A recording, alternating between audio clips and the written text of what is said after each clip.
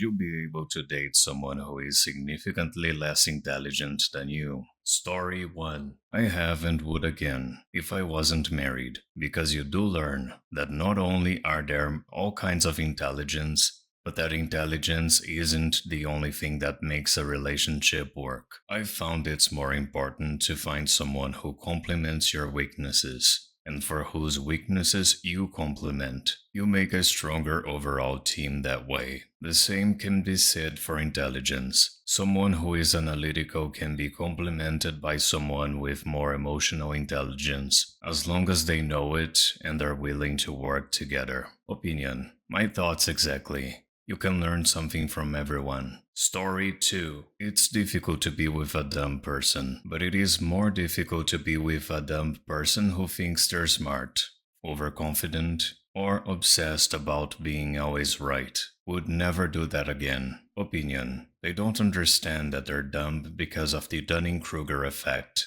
It means that stupid people often don't understand that they're stupid. They think they're smart. They know so little that they don't even know how much there is to know, and therefore they think they know everything. Story 3. Never again. I had to explain everything to him like he was a child, because he couldn't understand hypotheticals, and he would get angry if I understood something before he did, like the plot twist in a movie, or a snarky comment from a comedian. He also thought reading was boring and a waste of time, and actively looked down on people who valued higher education. The other guy was very sweet, so I gave him a chance, but there was absolutely nothing going on upstairs. The lights were on, but no one was home. I was bored out of my skull and couldn't take it anymore. Opinion. It's hard to keep things going when you're stuck carrying the weight of the conversation, and the other person isn't even trying, or can't keep up. Story 4.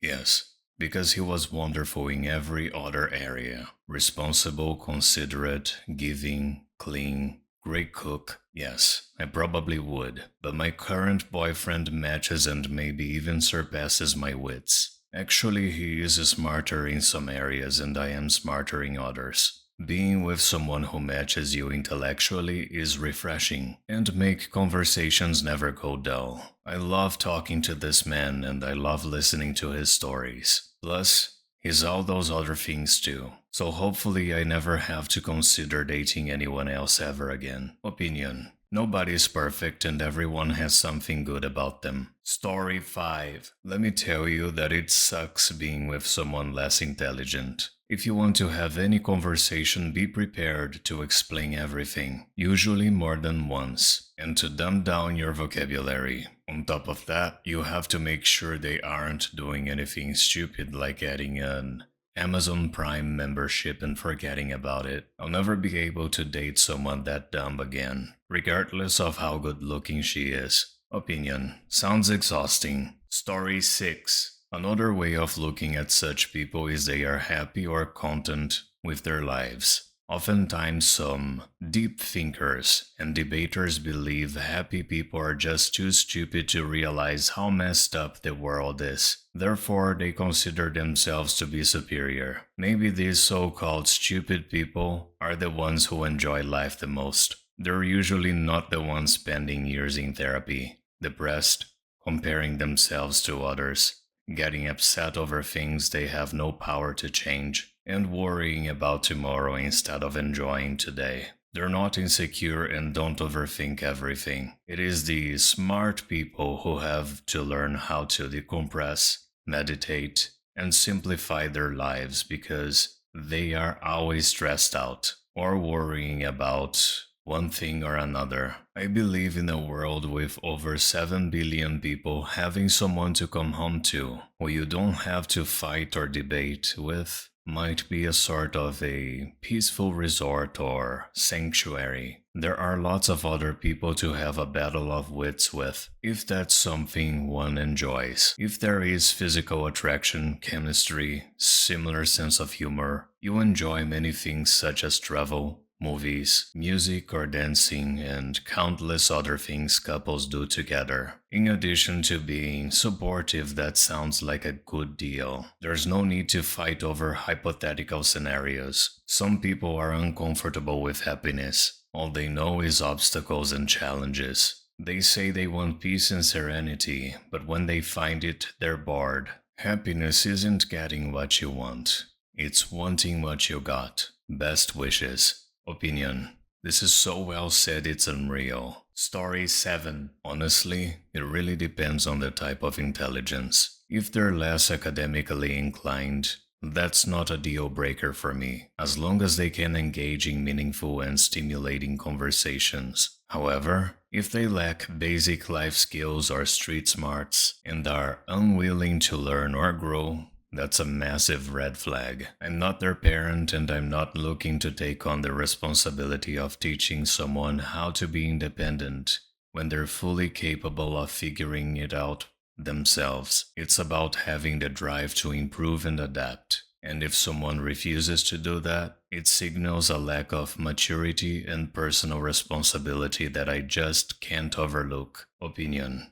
Yeah, I don't think anyone wants to take care of an adult child. Story 8. No, it wouldn't bother me. I am quite intelligent, but I don't need to have deep philosophical conversations with someone to have a fulfilling relationship. It's not something I seek out. Maybe because I don't use my full potential. It's just not that important to me. I could not, however, date someone who lacked basic common sense. I find those people incredibly frustrating. Opinion. I completely agree. Intelligence isn't everything in a relationship, but lacking basic common sense can definitely be a deal breaker. Story 9. I've dated women that weren't as smart as me and it doesn't work out well. Most of the women I have been with can see the gap too. Many states, I feel dumb around you. I don't usually jump to the conclusion that they're less intelligent. I think it's more a case of them being less informed.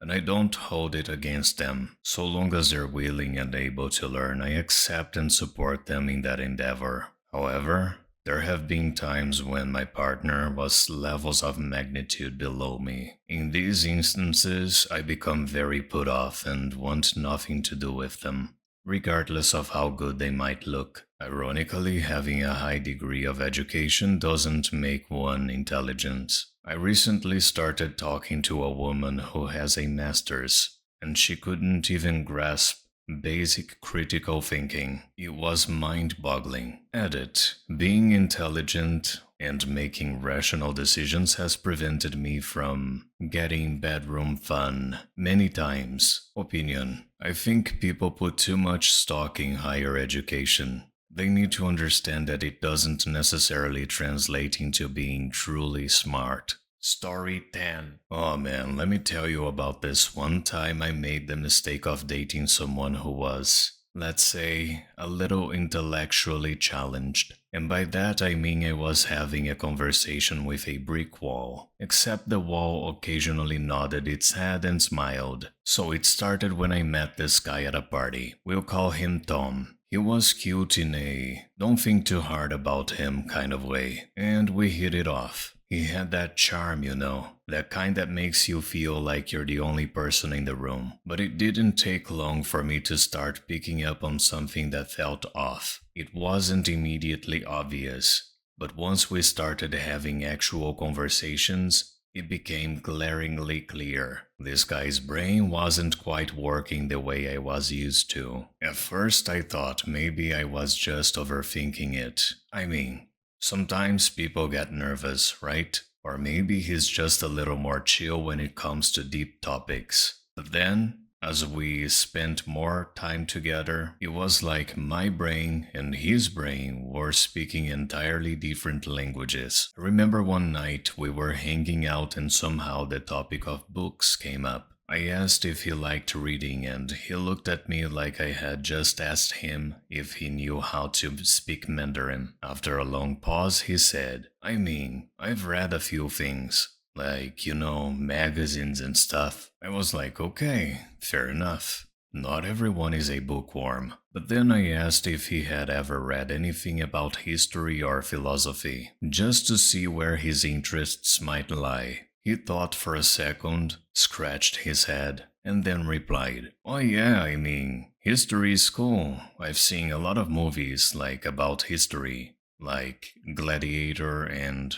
Braveheart." I tried not to let my face betray my thoughts, but inside I was like, this is really happening right now. I mean, I wasn't expecting him to drop quotes from Plato or anything, but I figured a little more depth would have been there. But it didn't stop there. As time went on, I started realizing that Tom just didn't have any depth. And I'm not talking about the kind of person who's just quiet or reserved. No, he genuinely didn't seem to understand anything beyond surface level conversations. We could talk about the most basic topics, and it was like trying to explain quantum physics to a dog. I remember one day I tried bringing up a simple news article about climate change, something that I knew was a hot topic. I was hoping to get his perspective, maybe spark some intellectual debate, you know. Instead, he shrugged and said, "Yeah, I've heard about that. It's like the weather's changing, right? That sucks." At that point, I realized that my attempts to have any kind of meaningful exchange were falling flat. It was like I was speaking a foreign language. I was already someone who loved deep, thought-provoking discussions. If I couldn't get that from a relationship, what was the point? It wasn't just the conversations either. It was the way he processed information, or rather, didn't. Tom had this annoying habit of agreeing with whatever I said, even if it didn't make any sense. One time I mentioned I had been to Japan and was talking about how different the culture is.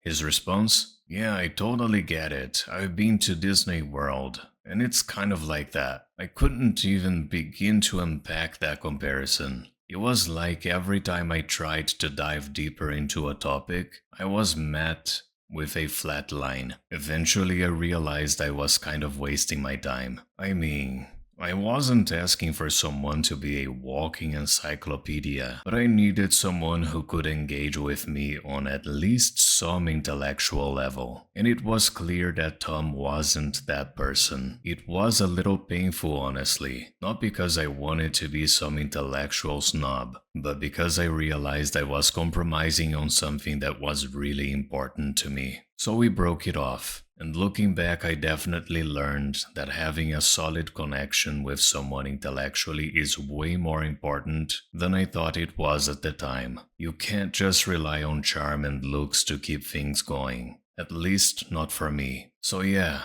I've definitely dated someone below my intelligence level, and while it was an experience that taught me a lot about what I actually need in a partner, I'll be the first to admit it was kind of a rough ride. Definitely not a mistake I'll be repeating. Opinion. Dating someone dumber can be pretty frustrating. It just feels like you're stuck in shallow conversations all the time. Thank you so much for watching. Don't forget to like, subscribe, and activate the bell button to receive notifications to my latest videos.